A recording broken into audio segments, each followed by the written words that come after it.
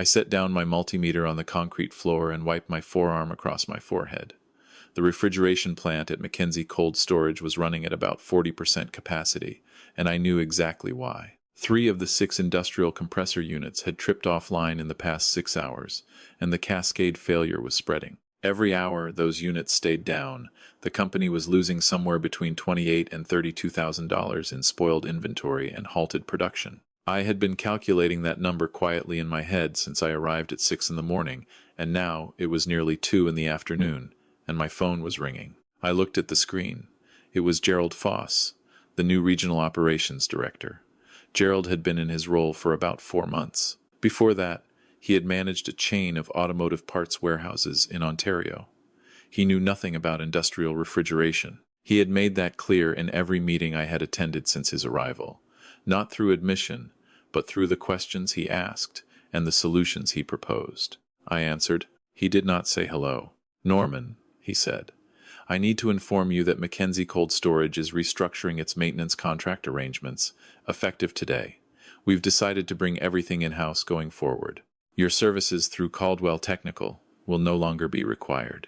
I stood very still. Around me, the plant hummed and shuddered. One of the secondary compressors was making a sound that I recognized, a bearing beginning to fail. The kind of thing that costs $800 to fix today and $40,000 to fix in 3 weeks when the shaft seizes. "Gerald," I said, "I want to make sure I understand. You're terminating my contract today." "That's correct. Effective immediately. HR will send the formal notice to your business address." "And you're aware," I said, keeping my voice very level, "that I'm currently on site at your Burnaby facility dealing with a multi-unit compressor failure?" "Yes, I'm aware. Our internal team will take it from here. I had been doing this work for 37 years. I started as an apprentice refrigeration mechanic at 23, got my Red Seal certification at 26, spent 12 years working for a large HVAC firm before starting my own consulting practice at 38. I was 61 years old.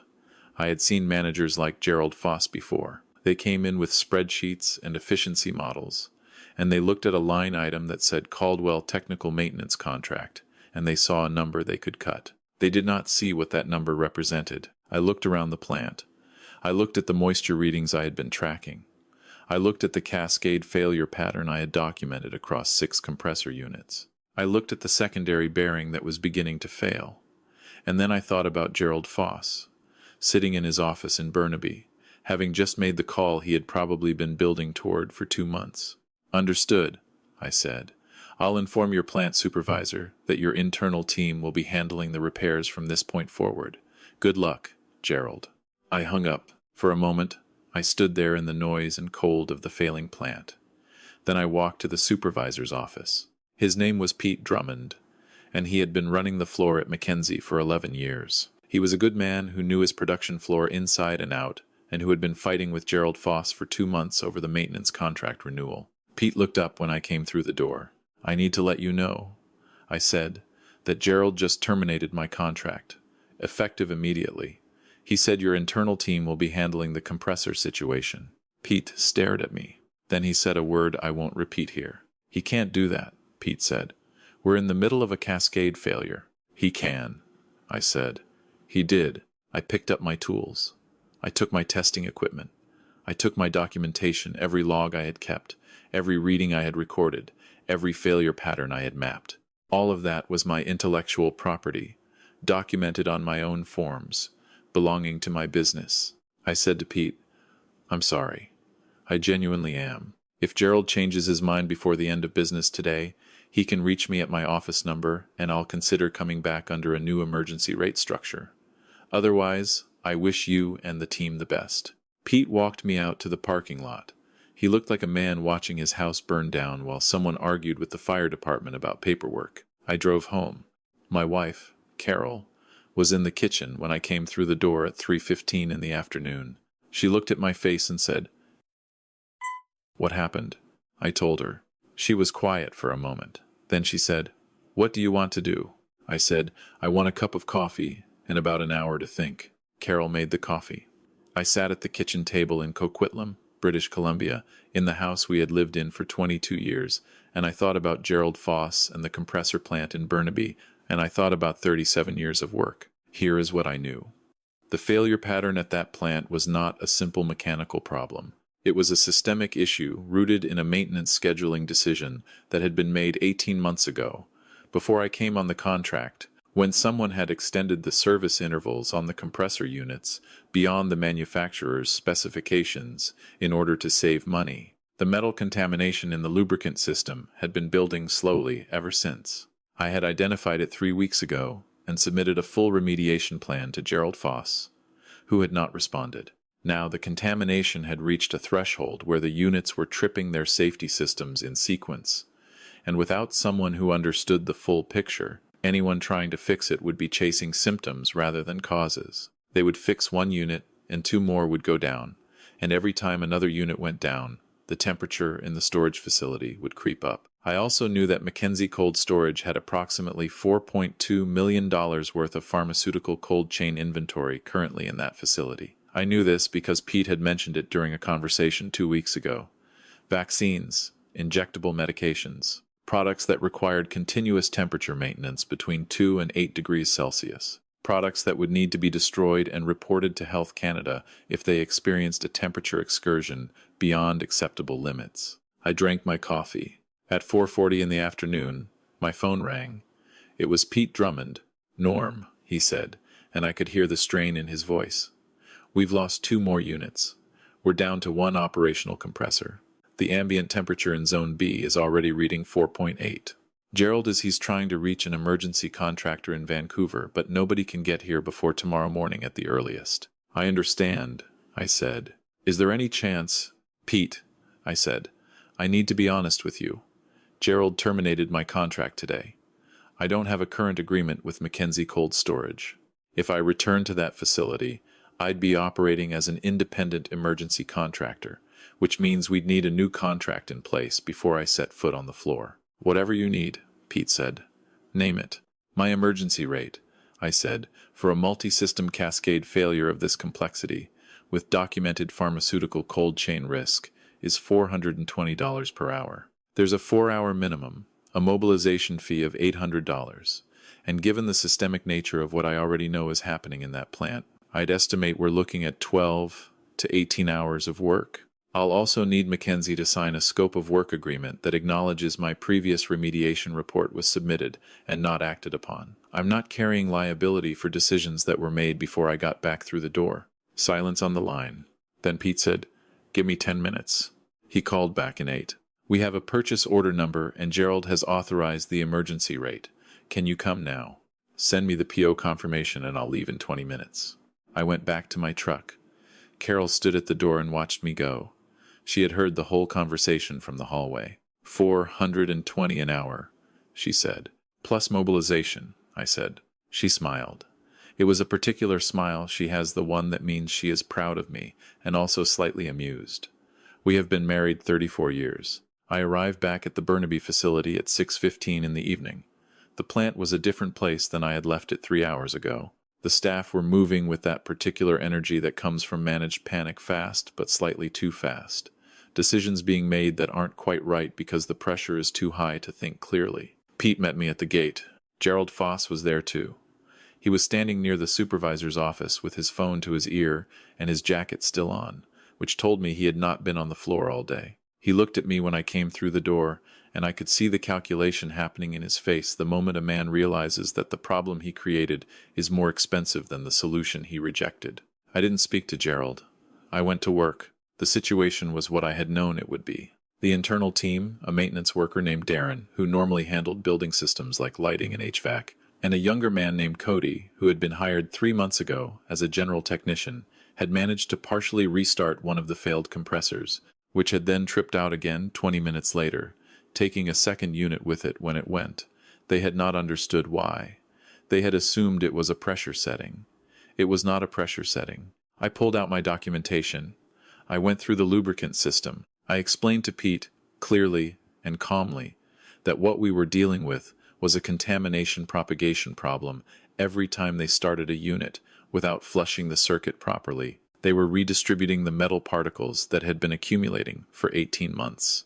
The particles were finding their way into the precision tolerance components of the compressor mechanisms and causing microsurface damage that triggered the safety trips.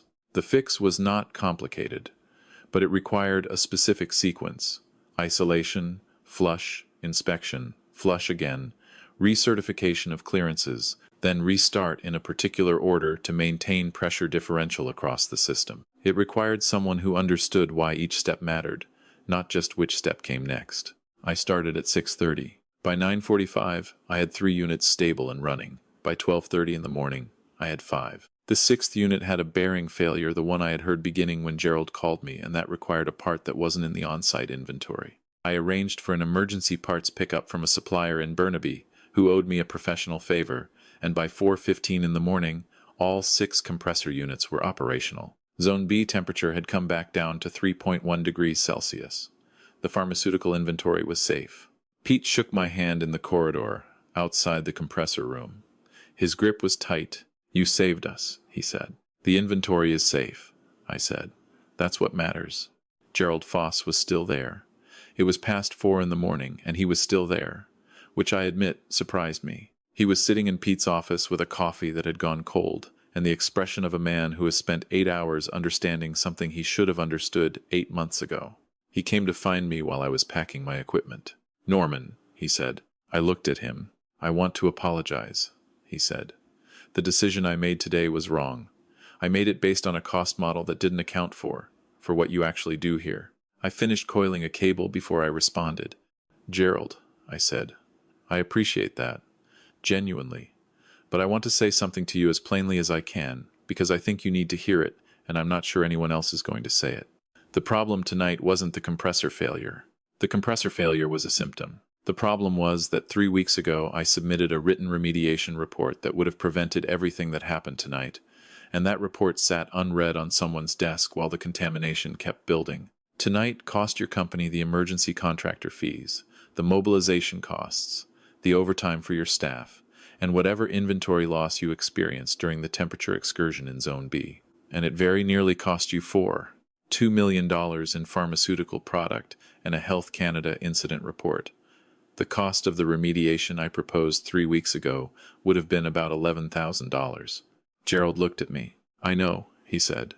"I'm not telling you this to make you feel worse," I said. "I'm telling you because the decision to cut maintenance costs is always tempting, and it's almost always wrong, and the people who pay for it are usually not the people who made the decision." He nodded slowly. I submitted my invoice the next morning. 16 and a half hours at $420 per hour, plus the mobilization fee, plus a material surcharge for the emergency parts acquisition. The total came to just over $7,800. It was paid within 48 hours, which was the fastest an invoice had ever cleared in the 37 years I had been doing this work. Over the following weeks, Pete Drummond and I had several conversations. He was building a case, internally, for a new maintenance contract arrangement, one that was properly scoped, properly valued, and approved at a level above Gerald Foss. Gerald, to his credit, did not obstruct it. I think the night in the compressor plant had done something to him that no spreadsheet meeting ever could. He had stood in the cold and watched $7.5 million of potential liability be pulled back from the edge by one man with a 37-year understanding of how industrial refrigeration systems fail, and that experience has a way of adjusting a person's perspective. 3 months later, I signed a new contract with Mackenzie Cold Storage. The rate was higher than the previous one. The scope was clearly defined. The liability provisions were written by my lawyer, and there was a clause proposed by Pete, accepted by management, that required written executive approval before any maintenance contract could be terminated while an active equipment failure was in progress. I thought about that clause for a long time after I saw it. In 37 years, I had worked for companies that valued what I knew, and companies that only understood what I cost. The ones that understood what I cost would always eventually have a night like the night at Mackenzie Cold Storage, a night when the gap between those two numbers became impossible to ignore. Sometimes those nights were recoverable. Sometimes they weren't. I was 61 years old when Gerald Foss called me on that afternoon in March and told me my services were no longer required. I had 2 years until my planned retirement. My wife and I had been talking about what those years might look like, whether I would slow down gradually, take on fewer contracts, spend more time at our place on Vancouver Island. What I had not planned for was this: that being terminated in the middle of a crisis I was actively preventing would clarify something I had never quite articulated to myself, which was that the value of what I knew had never actually been set by an employer. It had always been set by the moment when no one else could do what I could do. Gerald Foss had simply made that visible in a way that 37 years of steady employment never had. I did not slow down after the Mackenzie contract. I took on 2 new clients. I raised my standard consulting rate. I hired a part-time administrative assistant to handle the invoicing and scheduling. I started saying no to work that wasn't worth my time, which is something I had never quite given myself permission to do before. Carol noticed the change. One evening, a few months after everything had settled, we were sitting on the deck of our place on the island we had started going more often, which was part of the plan, and she said, "You seem different." "Different how?" I asked. She thought about it. "Lighter," she said. "Like you put something down." She was right. I had put something down. I had put down the idea that my value was something other people were authorized to determine. Gerald Foss had tried to set my value at 0 on a Tuesday afternoon in March, and in doing so had handed me the clearest possible evidence that he was wrong. There are things I want to say to anyone who might be listening to this story, because I think they matter. The first is this: expertise is not the same as employment. For most of my working life, I confused the two. I thought that because I was employed, my expertise was being recognized.